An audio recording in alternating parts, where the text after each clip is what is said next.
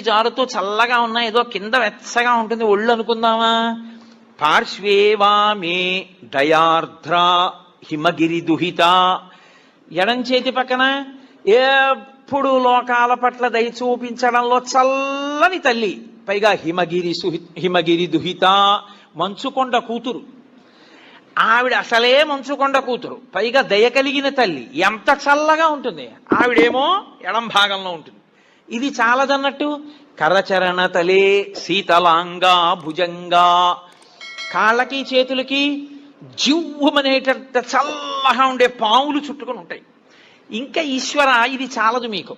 చందనం సర్వగాత్రే, ఒళ్ళంతా చల్లటి చందనం పూసుకుంటావు.